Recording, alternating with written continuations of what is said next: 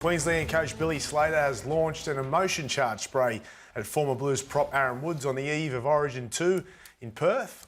Take a look. When you hold a position in the media in our game, I feel that's a privilege. And with that privilege comes a responsibility. I sit in that position. Now, I know Aaron Woods. I actually ran into him about 3 or 4 weeks ago at a footy game, and he didn't voice that opinion then. He actually brought his son over to introduce him to me. All right, our game creates attention, but there's a responsibility with that attention. All right? And when you... How will I put this? When you degrade someone personally in a derogatory manner, you probably don't deserve one of those privileged positions that you're all in, that we're all in. I'm not done yet. You don't know what people are going through. And although I might be able to handle it, the next person mightn't be. Maybe our last coach didn't. I believe the character of a person is judged more on what they say about people and how they treat people than what an individual says to create attention about someone. A very emotional coach of Queensland there, Billy Slater. What's your thoughts on this? It was raw, it was real. I just wonder if Billy may have overstepped the mark bringing Paul Green into it. I wonder, and we don't know this, but I wonder if there was any conversations prior to that with Paul's family. You'd hope so, because I just thought that that was unnecessary. What was said against Billy, Billy's more than entitled to react to Aaron Woods' comments, but yeah, that's just what I took out of it. I think it's a reality check for all of us. I think we sit here and sometimes you forget sometimes. You know what I mean? It's an emotional game. We're rusted on. We've got passionate fans. Everybody's got to say now. Everybody's got their own platform. I think it's fine for Billy to fire back at Aaron Woods, and sometimes you don't know. And then I've been in that situation where it doesn't sort of hurt you as much as it hurts the people around you. The Paul Green situation's incredibly sad, obviously. I think what Woodsy said, though, was in jest. It's a comment we look back on now which perhaps has gone wrong. But I'm with you, Crawls. I don't know whether Billy needed to bring Paul Green's death into a press conference talking about a comment, grub.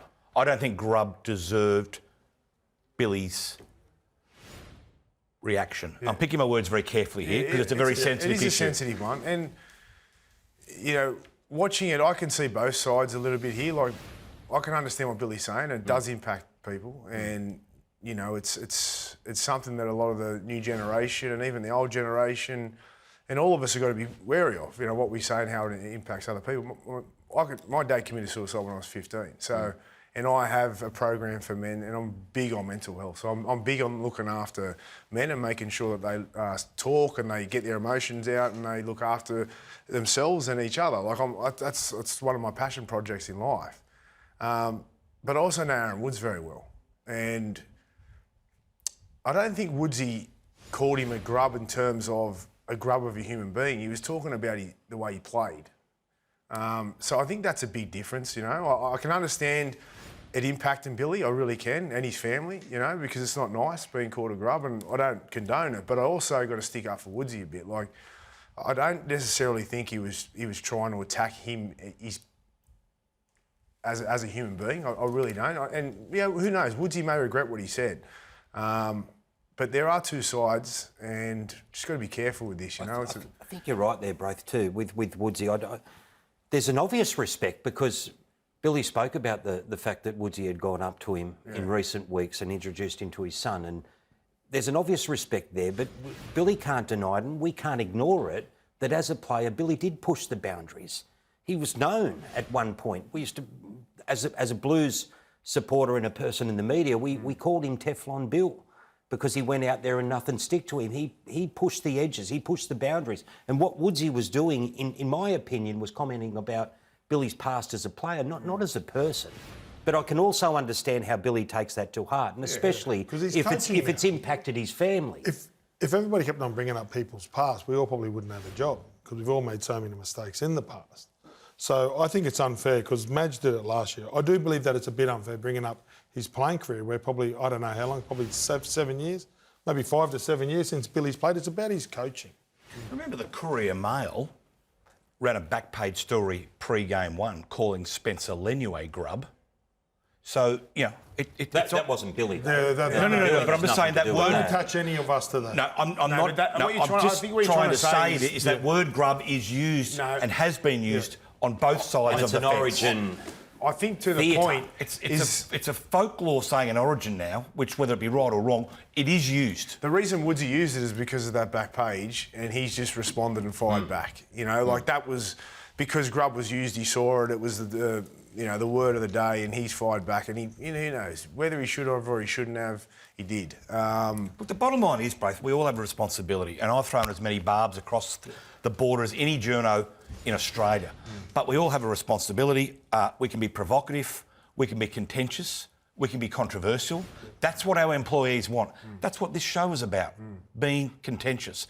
But there is a line in the sand, and whether Woodsy's gone over it is up to Aaron Woods to work out, and whether Billy has equally overstepped the line by bringing Paul Green into the equation. All right, time now for our Origin preview. Thanks to Ford. Let's cross live to Peter Bedell at Optus Stadium. Pete, Billy Slater was clearly fired up. Talk us through it. You were there. Yeah, I certainly was, Braith. Look, it was the 204-word outburst that has ignited Origin 2. It was quite amazing being there in the auditorium there. It was the official press conference, of course, for Origin 2 here at Optus Stadium behind me. It turned into the Billy Slater show. It was quite amazing.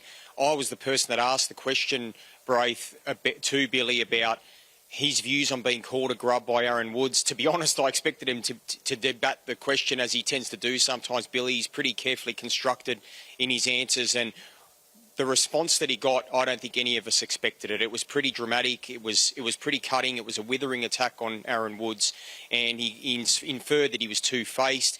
He suggested that it was degrading and that perhaps as a commentator, given his role in the game, he should consider his position moving forward as a commentator. So it was pretty cutting stuff. And of course, there was then the bombshell moment when he inferred, he didn't mention Paul Green specifically, but he did refer to Queensland's last coach. Now, of course, only those that were in the camp at the time, Braith, in Camp Maroons 2021 will understand what Paul Green went through personally and how close he was to walking away at times through what was a pretty tense campaign. So if he had his time again, guys, maybe Billy Slater doesn't refer or infer Paul Green's name, but he met no stone unturned there about how he felt about Aaron Woods. And we reached out to Aaron Woods this afternoon.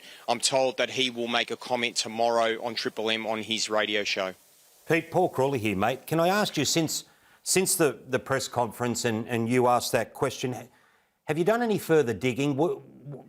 Because it seemed like Billy had that, he was ready to go on that. Even when he pulled up mid-question and he got the applause from the crowd, he said, I haven't finished yet. Have you found out since then, was Paul Green's family notified that these comments were coming? Do you know if there was anyone from the QRL who had reached out, or was this off the top of the head? Yeah, look, good questions, Paul. Look, I haven't delved into that depth. I don't know if Paul Green's family were consulted. I don't think they were. Look, my feeling, Paul, I've had a few texts from people saying, Pete, look, did you set this up with Billy Slater? I can assure you that wasn't the case. It was just a genuine journalistic question. I thought it was a newsworthy topic, as we all did. I think Billy Slater's response, though, while we were surprised, I don't think Billy Slater was surprised. I think this was premeditated.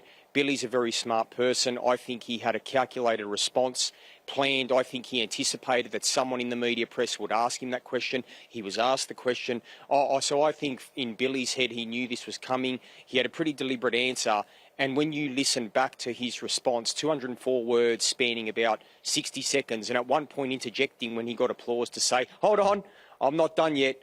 To me, that says that Billy had something to get off his chest. Now, where it goes from here, who knows? But Aaron Woods, I imagine, will have some pretty pointed comments tomorrow when he gets a riposte. Can I ask you on the back of that too, mate? You brought up when Paul was in charge of the Queensland team, and if we track back, Paul was let go by the Cowboys. I imagine that was a very difficult time in his life. Then he coached Queensland for that 1 year. What he went through, but ultimately it was the QRL that made the call, or just remind us exactly how that ended.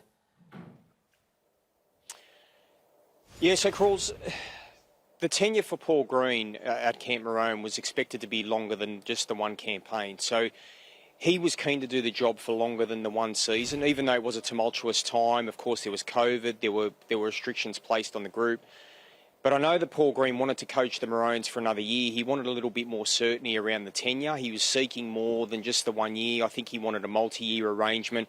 At the time, there wasn't any certainty around whether he could be given that. There was also some talk about him wanting to coach the Broncos. There was some talk about the Dolphins coming into the comp later in the year and potential opportunities for him as an assistant to Wayne Bennett at the Dolphins. So he had several cards to play, and in the end, it was a mutual agreement, really. I think they couldn't come to terms, either party, and the QRL said, look, if you have other opportunities, you're happy to go and seek them.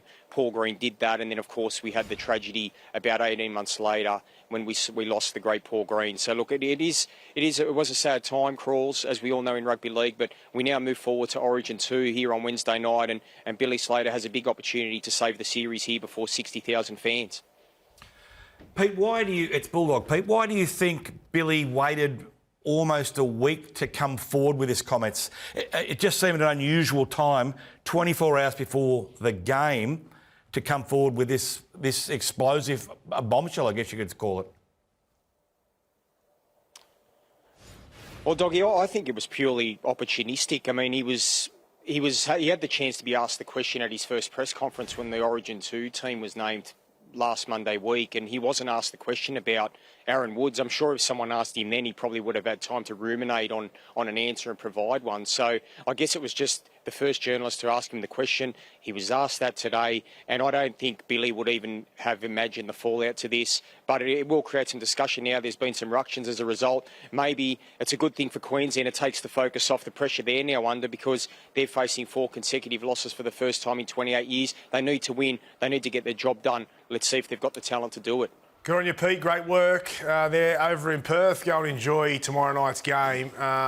There it is. I mean, Billy's come out pretty hard on this. I suppose, is it a case of him feeling the pressure, or is it more just he's emotional about this situation, and will it galvanise Queensland, or could it go the other way? Like, how do we look at this? It was such a curveball. Other players over many years, Braith, and you guys played at the highest level. I mean, you would have put up with comments on the field which were far more nasty and divisive than what.